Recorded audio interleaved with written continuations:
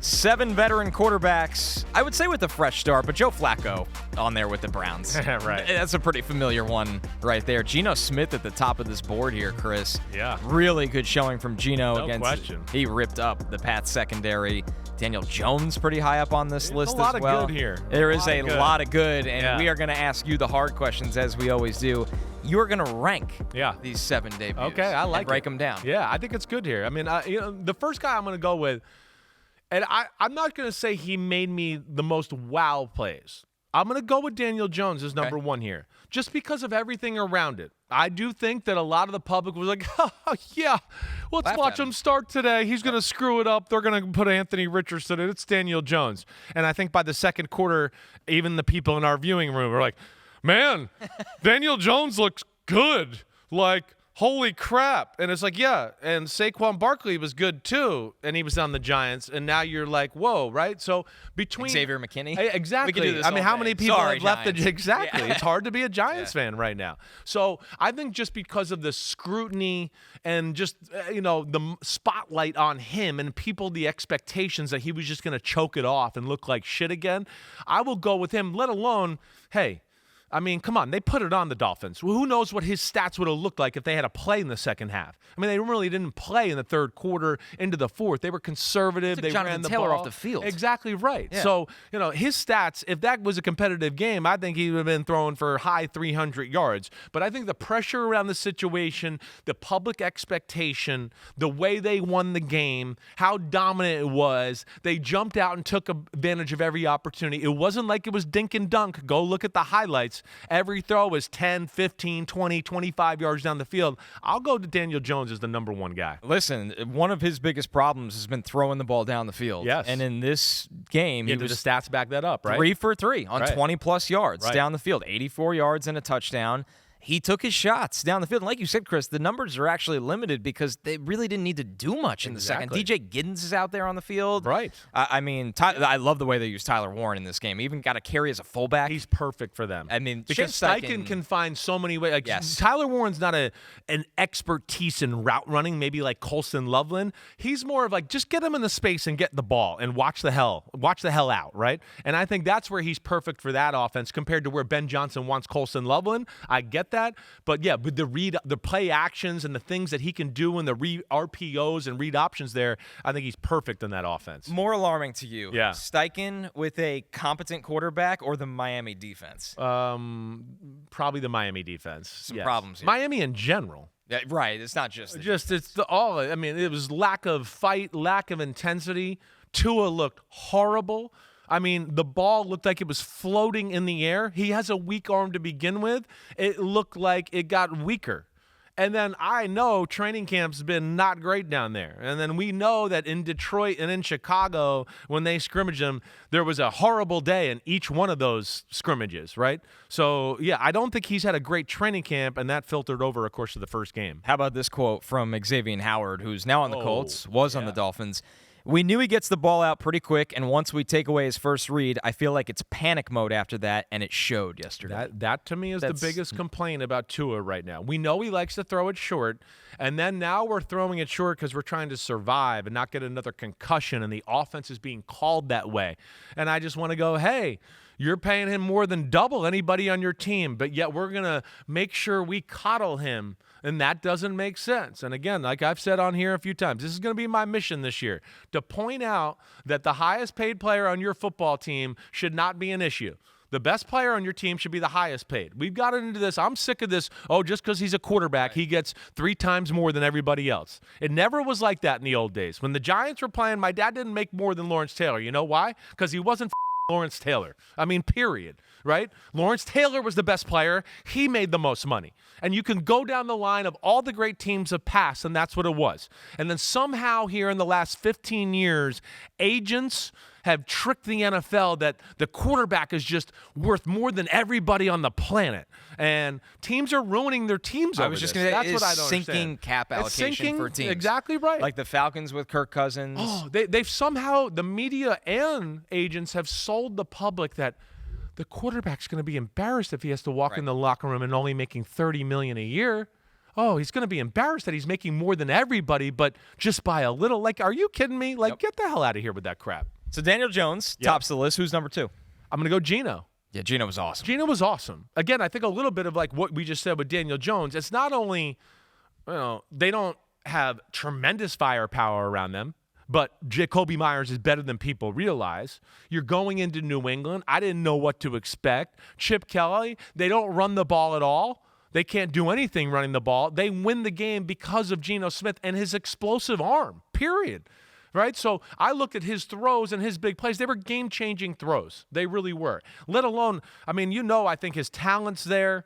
And I just felt like he was just letting it loose on Sunday. Like, just seeing it and, like, here comes the fireball. He made a number of plays. Yeah, I'm going to go with him as number 2. For how stout New England is against the run, without Christian Gonzalez, it seems scary hours in that secondary right now. Yeah, it definitely does. And credit to the Raiders for letting Geno – they weren't like, oh, all we do is run the ball. It was like, no, drop back. Attack the 2 tight ends. Attack it. Right. McCourty said it right. He goes, that's a defense there that they want to play. They want to play somebody man, and that's where Gonzalez can be like, hey, you play man, and now we can use everybody else to shut everybody else out. And, that's a big loss for them right now. They need him. So the 3rd quarterback on the list. Yeah, my 3rd quarterback, I'm going to go, Aaron Rodgers. He's back. Yes. Got the win, 4 touchdowns, aggressive, made plays down the field for the most part. Wasn't a dink and dunk fest. They had to push the Wasn't checked to the 3-yard throw every other play, all of that. Yeah, he was pretty tough within the pocket. He's still looking at the rush a little too much. There's no doubt about that. But again, I think the circumstances, the fact that their defense didn't play good, that they had to make big plays, you're going to the Jet Stadium, everyone wants you to fail there in that stadium. To kind of answer the bell that way, I'm going to go Aaron Rodgers. Yeah, and they were outrushed by 129 yards. I know. So he didn't even have a ground game to lean exactly on. Right. Yes, it was pretty amazing. It really was good to see for him and the Steelers offense. Quarterback number 4, Justin Fields. Justin Fields was wildly impressive. Right. Justin Fields he threw the ball well. He was accurate. The ball went where he wanted it to go almost every time. It's not always a perfect spiral or a laser, but it doesn't matter. If it's going where it's supposed to go on time, I got no problem with that. So that, again, the running, the design runs, the way he played the game, yes, it was really happy for him, impressive, because I didn't know what to expect. We talked about this. Training camp. Summer was a little all over the place, right? But he's a gamer, and he looked like it on Sunday. It was a great game between Rodgers and Fields and an unexpected shootout at MetLife Stadium. The 5th quarterback. Joe Flacco. Flacco played well. The Browns were better than the Bengals. They were. The Browns messed it up. The 2 interceptions, right? I don't think they were really his fault. Could he have maybe thrown him a few inches, closer to the receiver? He was trying to protect the guys from coverage, and then the receivers did him no favors by knocking the ball in the air. But Flacco, as you could still see, he can throw it and let it go, and he stands in the pocket and got an explosive arm. Yeah, I like the way Joe looked. That game was there for the taking. They totally messed that one up. And that's a Browns offensive line that it's declined a lot. They're not doing him a ton of favors. Yeah. He kept him. It was interesting to see how they used. For an old guy, yeah, he does not watch the rush at all. No, he stands in there. He's tough. In fact, he needs to watch it a little. Sometimes I'm like, right. You're like, can you stop getting strip sacked just because you're acting like it's 7-on-7 and nobody's there? But yeah, he is fearless that way. I have so much respect for him in that manner. So Daniel Jones at 1, Geno Smith at 2, Aaron Rodgers at 3, Justin Fields at 4, Joe Flacco at 5. Who is number 6? Sam Darnold 6. Not that he had a bad day, but it just wasn't anything great. Right. Again, I'm gonna sit here and say things I said about Seattle. Are they gonna be able to run the ball? Who's gonna be the second receiver that pops up? I just got to ask you. Does Cooper Kupp have anything left in the tank? I don't. It's questionable. I'm going to give him another game. Right, you have to. But again, the way it looked, I wasn't like, Cooper Kupp looks like he's back. He's ready to go. I know he had a big drop on a 3rd down in an important part of the game, certainly. But, yeah, I think that's going to be a question we're going to talk about here as we go forward. Did some good things, certainly, but his team didn't help him out. And the strip sack fumble at the end, that's not his fault. That's Nick Bosa being a beast. So number 7's Russell Wilson. Of course. I feel like he's number kind of 32, maybe, if we just made the whole list of the NFL. I was just going to say, I think he's in his own tier at number 7. Right. He's not in the class of any of these guys. Again, I haven't watched that film yet. So I don't know, but it didn't look good. The offense didn't look good. He gives me no hope that way. He, misses throws that I go, you shouldn't miss that throw. And I think there's always parts of the field that he doesn't attack either, right? So, it wasn't a good look. Now, I want to stick up for him the fact that it's the same old story with the Giants, and they can't block people. And that was an issue once again, and he was under pressure. He really was. So I feel for him that way.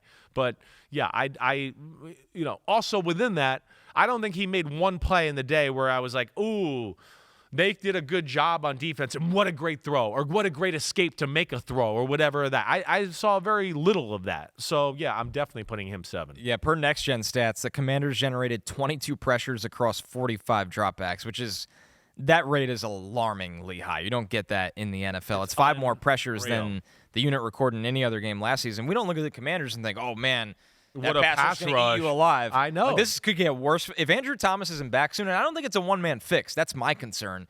This could get either worse for the Giants, or we got to get Jackson Dart out there. I think it's the only reason they're not playing Jackson Dart. Right. I think if Russell Wilson didn't play good and the pass protection was fine, I think you'd see Jackson Dart this week. But because it was just so bad that way, I think they're like, let's not get the kid killed. Right. It's Dallas. They still have a pretty good pass rush, even without Micah Parsons going down to Dallas. I just think they looked at it, and that's not the right success or formula for success. So that's how you rank them just from this week, Chris. Yeah. If you had to take one of these 7 guys for the rest of the season, who'd you roll with? That is the question. I didn't think I know mine decisively. It might surprise people. It'd be Geno. You're going to say Geno. Yeah. It's Geno, Jones, or Rodgers. Right. And I think I'd go Geno too. Yeah. I don't know. What I'm scared of with Geno is that I love Geno and all that. I don't know if it's going to show up as, I think Daniel Jones has a little more support around him. Definitely. With the play caller, the pretty good offensive line, awesome running back, awesome tight end, and I think maybe the most underrated wide receiving corp in the NFL. They complement each other. They complement each other well. Yeah. So, I mean, yeah. Geno's talent excites me the most. I think Daniel Jones will have the best stats and results, I think, as we go forward. That's what I would want to say. Yo, homies, it's time to watch some games. That's right. We're on to the NFL season here with Chris Simms Unbuttoned. Hit subscribe to get our weekly picks, Sunday night recaps after every game, and much, much more. Thanks for watching. Peace out, homies. Remember, subscribe. Peace out.